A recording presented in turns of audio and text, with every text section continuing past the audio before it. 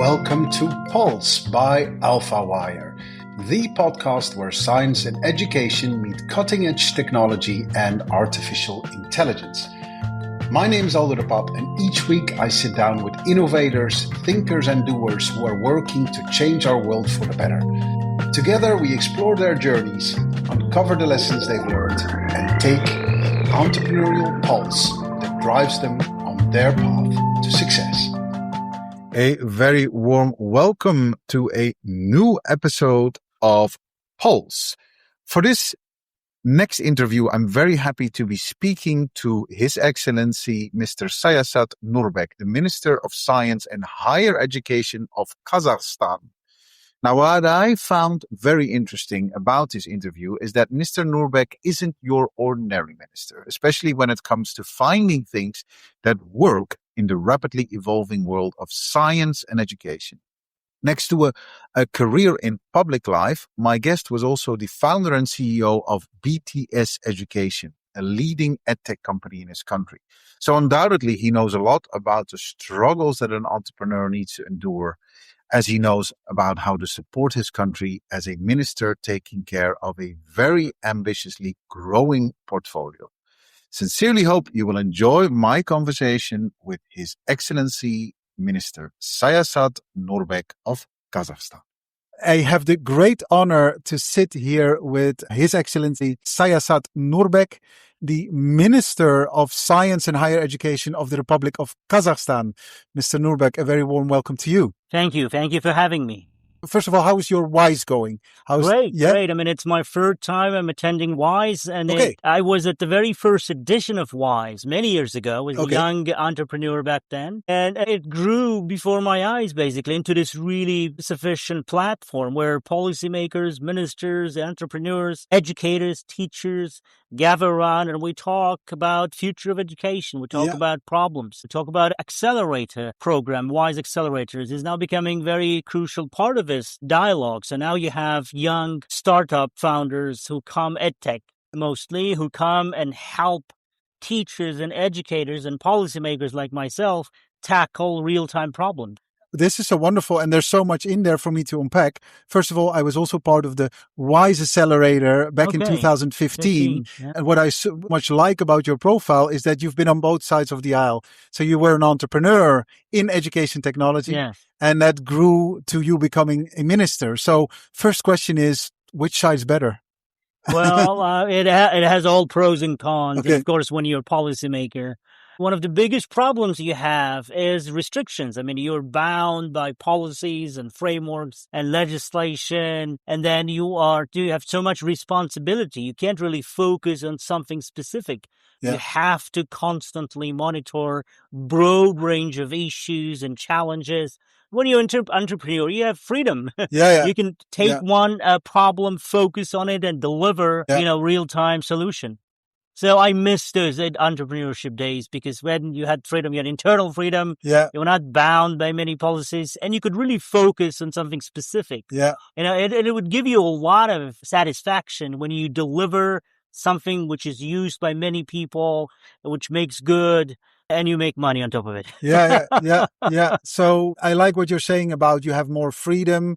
Your impact is maybe... it's visible. It's visible directly. You make something. And as a policymaker, as it often happens, you have to worry about so many things, and you have to take care of so many things. In the end, it looks like you haven't done anything, right? I mean, it's constant meetings and problems and phone calls and talking to citizens and trying to arrange and trying to survive in games of politics. And sometimes. Trying to do that. And it kind of drains all your energy. And in the end, you're like, what did I do? Did I have any impact? And that's the biggest problem. And dare I ask, what made you become a minister? Well, once the product we were developing back in the days became very successful. It's a career guidance platform, which actually helped thousands and thousands of students to find better jobs and find better skills, match the skills they had with job places and labor market. So we were very inspired by that, because in the end, one of the key problems all education systems face is how to align the skills and competencies provided by education system with real-time world, with labor markets, so that people can get employed and can get best out of themselves. So when it was very successful, I learned that it's not the labor market, it's not the private sector, it's about education system itself. I mean, it's very conservative, fast, and really to change that very enormous inertia-based conservative system requires a lot of digital platforms. When you deliver new tools and you teach those new tools, only then you can make it faster. So I took it as a big challenge for myself. And I was very lucky because the new president of Kazakhstan, Mr. Tokayev, he was looking for a few good men to start new reforms. And so I was approached by presidential administration, and I was very lucky to gain president's trust. And he said, well, look, I worked with bureaucrats. Let me try something different for change. Nice. And then you have really good stories around the world. Remember that famous founder of Gojek in Indonesia who became the Minister of Education? And there are some good cases where people with different mindset come to policymaking. Sometimes they have some really good impact. So hopefully I'm making an impact to my country. I'm sure you are. I like your energy. You indeed do not come across as a standard politician. You're here for it. You have good rigor and energy, and you want to put something on the map. And more importantly, you want to put Kazakhstan on the map. Just before recording, you showed me this beautiful map, and we also have camera here. So if you were to allow me, we can hold it together. And you're talking here about the academic growth and research growth in Kazakhstan just over the recent years, right? So I'm looking here at a map with loads of names of international renowned research universities. So are you here also to see if there are more universities interested to come to Kazakhstan? This is what's happening. Higher education is becoming a very rare commodity. Unfortunately, there are billions and billions of young people out there who don't have access to higher education. And it's also the case for our region, a region of larger Eurasia, which used to be called Great Eurasia. There are more babies born in that particular region than anywhere in the world after Africa. And so we're talking about over 1 billion young people below age of 25 who want to have some good education. So we said Kazakhstan can become that new academic hub for this entire region. And there are 3 forces helping us at the moment. One, the traditional academic mobility centers like North America, UK, Europe, Australia, all restricting their visas and immigration policies, less and less international students. 2 new players in the game, like Qatar, like Saudi, like Turkey, like South Korea. So Kazakhstan is now one of these players. And we've just been nominated by Times Higher Education as one of the top 14 new academic destinations. Over 35,000 international students coming to Kazakhstan. Wow.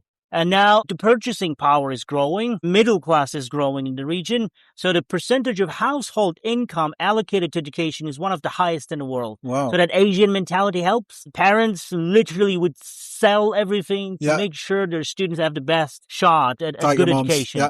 And last thing is demographics. So there's a baby boom in our particular region. 500,000 babies born in Kazakhstan annually, 5 million in Pakistan, over almost 1 million in Uzbekistan, 60,000 babies daily in India. We're talking about 36 million babies annually. So a huge demand for education. So we were very lucky. We pushed it really hard. 40 solid research-intensive universities like Cardiff, Colorado School of Mines, UPenn, Anhalt, KAIST, Korean Advanced Institute of Science and Technology, Seoul. There's a great array of American, British, French, German, Russian, Chinese, Korean, Turkish, Italian universities who now came to Kazakhstan as new academic destinations. So I want to use this platform to call it out to all the people in the Middle East. If you want to have affordable, good education with very low living costs, and Kazakhstan has one of the lowest living costs in the region, you can come to Kazakhstan and get American degree, British degree, Russian degree, Chinese degree, French, Italian, German, Korean, Turkish degrees, 4-hour flight vicinity. Yeah, that's amazing. So you're a good hybrid, if you will, for people who are in the region. It's a cheaper way of actually going to top universities. Going to top universities and getting good degrees. And the degrees are the same, right? The same quality level. Sure it's the same curricula. We've delivered by the very good faculty, both international and local. And it's the same diplomas. And we're very focused on quality. So we have brought a British QAA, Quality Assurance Agency, to Kazakhstan. It is now registered as a Kazakh accreditation agency. Yeah. So we're bringing same British accreditation standards to Kazakhstan. Nice. And now we're talking with NECHE, North England Commission for Higher Education, one of the top American accreditation agencies, to come to Kazakhstan. We have ratified all major conventions, Bologna, Lisbon, Eurasian Economic Union, and Tokyo Convention. So diplomas issued in Kazakhstan, that's our ambition, will be globally accepted and globally employable. Yeah. So it's a very good alternative if you're looking for affordable, high quality international diploma. And hopefully also blossoming for the economy of Kazakhstan, so it becomes a new product. Yeah. The best tourist you can ever have, there's a new term now, academic tourist. Oh, yeah. Because the normal tourist would leave money, but for a very short period of time. An academic tourist comes and stays in your country for 4 years, drinks coffee, goes to cinema, travels around, pays for his tuition. Yeah. For each, there's international statistics. One international student creates 1.3 jobs. Oh, wow. So if 1,000 students come, that. 1,300 jobs provide services for this 1,000 students. So it's a good, profitable business. I mean, if you look at a business perspective. But the real idea is to transform our Kazakh education and provide technology transfer. We're a very rich country. We're blessed with oil and mineral resources and critical minerals. Kazakhstan has one of the largest deposits of rare earth metals. They call them critical minerals because they're crucial for any high-tech industry. These academic partnerships also bring big contracts, investment. Companies like we had a very big partnership now with Colorado School of Mines, #1 school of mines in the world. So now there's big mining companies that are really interested because Colorado can provide high level of expertise and skills in mining, geology, geophysics. Another example would be University of Cardiff. We have large campus of Cardiff University in Astana. And thanks to it, AstraZeneca, companies like big pharma companies like AstraZeneca said, hey, interesting. Now you have really good, really solid medical and biomedical and biotechnology research university. So maybe we can bring some of our local R&D budget to regional studies because, in drug design, any drug has to be tested geographically in top 6 destinations. For this wider region, we said, hey, Kazakhstan could be a good place for this regional clinical testing. So there are all kinds of really interesting things happening in Kazakhstan. We are one of the first countries in the world to make AI compulsory for all the national curricula. That was going to be my next question, Minister. Because we're here at humanity.io, we're talking about human flourishing after AI is kind of taken over. What's your perspective on that? Where do you see this going as a minister of a country? We've worked really, really hard in Kazakhstan. How do we really harness the power of AI? AI revolution is happening. You can't avoid it. That's it. It's done.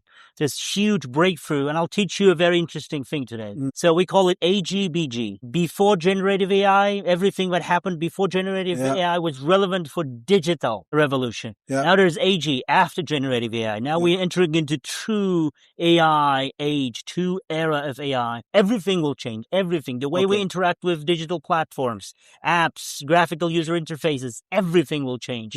So one thing we know for sure, AI literacy has to be installed as early as elementary schools. United Arab Emirates, they started this September, this academic year, with kindergartens, as early as kindergartens. Why? This is what happened with social media. Humanity, the human being, we were not ready for social media. There were no classes, there were no safety, ethics classes. It was not installed on level of national. It just happened too fast. And this is the problem we have at the moment. All the worst in our nature is now spilled over on social media. Fake news, hatred, because there's no ethics, there's no journalism, ethics and standards and regulations. You can't. Everybody's spilling out everything. And it's a big problem we have at the moment, right? But imagine there's much more powerful tool is coming, which very soon will be available to millions and millions of people, AI. Because as it happened with any technology, it is a bit exclusive now. It will become much cheaper. And everybody will be training their own LLMs on their And then the real hell will break loose, I'm sure of it. So everyone needs to be educated on how they use it. So we made sure we teach our kids from elementary school how to use AI properly and where not to use AI or not to train AI in certain things. Do you know what the industry that benefited most out of these new AI thing is pornography? Because there are tons and tons of these AI generated things. And it's a pity to see that this great tool that could change many things, that could deliver new era of scientific revolution, technological breakthrough is used for fake news, producing images, funny pictures. Oh my God. And so much electricity is burned actually to train those algorithms and deliver those nonsense. So our approach is, one, you need to start training massively nationwide, make it part of your national curricula as soon as possible. Two, train people to use AI to boost their productivity, not just for fun. Back in Silicon Valley, there's a notion of ex-employee, someone who's very experienced. They can do things 10 times faster, better.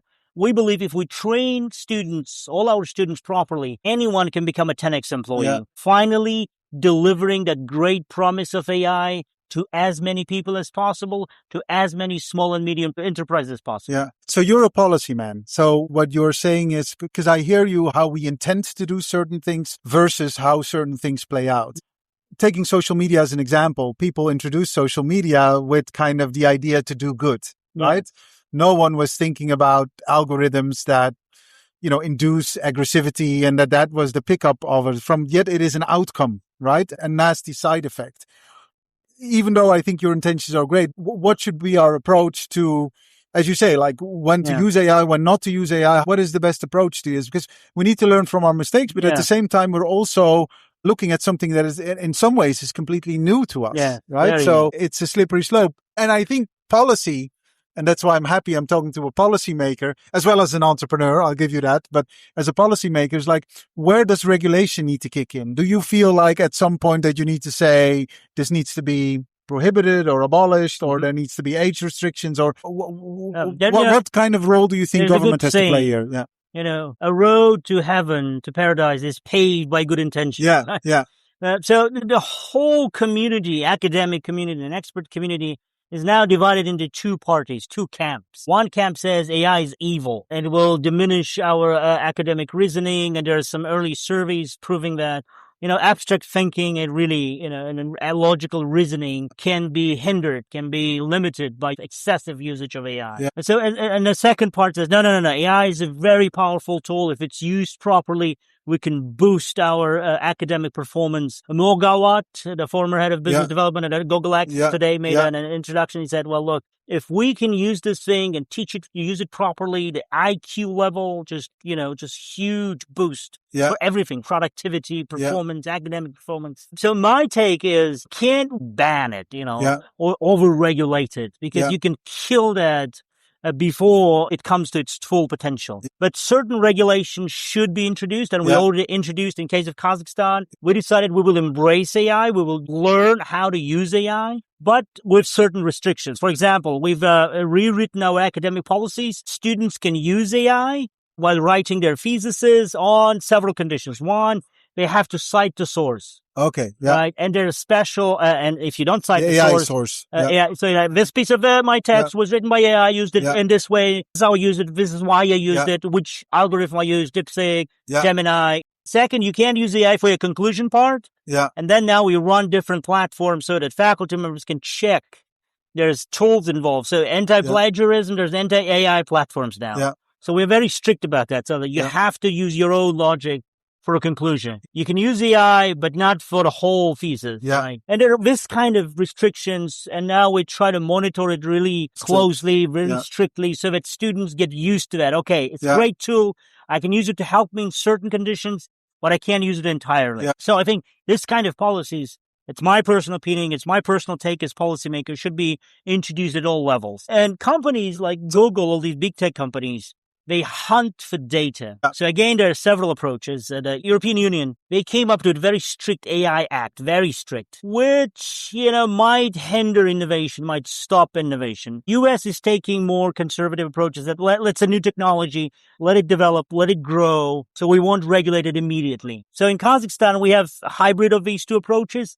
We introduced some regulations with new AI code and new AI laws, but not too strict. So there's room for growth, but we're very strict regarding the data protection, because data is new oil, data is proprietary, and we want to make sure citizens are not affected in a bad way, negative way, by use of these algorithms. Yeah. I have one last question with regards to this, and then I appreciate your time because you're a very busy man. You've done loads of interviews and hopefully we'll do a lot more, and more power to you. The problem I think many people see with regulation at times is the speed with which things are kind of, when government picks up on something, it has done already considerable damage. The technology has already done considerable damage. Now, I like the transparency thing that you said. You can write down, people need to be transparent, and that's already implemented. You, as who's been on both sides, as who has been a technology entrepreneur on one hand and now is minister, do you recognize that time lapse? That before it is something is recognized as a problem, we're years further and there might already be a new problem, which is, I think, a lot the problem of technology, that things evolve too quickly for government to catch up with it. And what would be your suggestion? Too fast. Everything is happening too fast. Yeah. In the research, back in the days, it took about roughly 20 years before the fundamental research is translated into application. Now, less than a year now. Less than a year. DeepSeek, you had the fundamental research going on. Less than a year, you have a new algorithm rolled out on the market. So governments are now need to be really fast. So fast decision making becomes your success criteria. Yeah. So back in the day, big used to eat small. Now fast eats the slow. Yeah. And governments have to rethink themselves. Yeah. Right. So that's why, people who with entrepreneurial background are quite successful nowadays in bureaucracy, because, we have an ambition and courage to make decisions. Yeah. Nassim Taleb, he's skin in the game. We have skin in the game. We know what you need to sacrifice to have good results. Good bureaucrat would never put his skin in the game. Never. No. Stay out of it. That's his logic. That's his philosophy. No? If I can't take this responsibility, just let it drift. Yeah. Let it drift. Yeah. So I think that we need more decisive action. Yeah. We need governments who can take responsibility and fast decisions. I often describe myself as a founder minister. Yeah. I'm like running a startup. And the first principles: fail fast. Try, doesn't work. Try, doesn't work. Yeah. Because if you wait for the ideal situation, it might never come. And with speed of this technology, with speed of that change, you will always be late. Yeah. Always. Yeah. You start to regulate something, everything has changed. Yeah. So speed and fail fast philosophy should be introduced at government level. Yeah. Wonderful, wonderful talking to you, Minister. Very last question before I let you go. And this is a question I asked all my guests. What is your morning routine, if you have any? Do you have a specific morning routine? I always start with like 15 to 20 minutes of good pieces of text that I, during the day. Reading or writing? Reading. Just always reading in silence. Yeah. So during the day, I always have good pieces of information coming to me from all angles. Yeah. You can't really read them. So I have a special folder. I put them and said, this is for my morning reading. So the first time of the day, I start with this kind of a meaningful text, so meaningful quotes or piece of information that I want to devour in silence. Yeah. With full concentration. That's my morning routine. That's a morning routine. And I think it's a good one. And you need to digest loads of information. Yeah. Because otherwise during the day, it's just it's mess. Yeah, too many things. Thank you so much for your time. I'm sure the world will hear a lot more about Kazakhstan with you steering it in its right direction. Thank you so much for your time, Minister Sayasat Nurbek. Thank you very much. You've listened to Pulse by AlphaWire, produced by Natalie Piles and Amela Faisal, with great music, The Optimist, written by Holly Hamill, performed and produced by ALO. Episodes hosted weekly by me, Aldo de Pauw.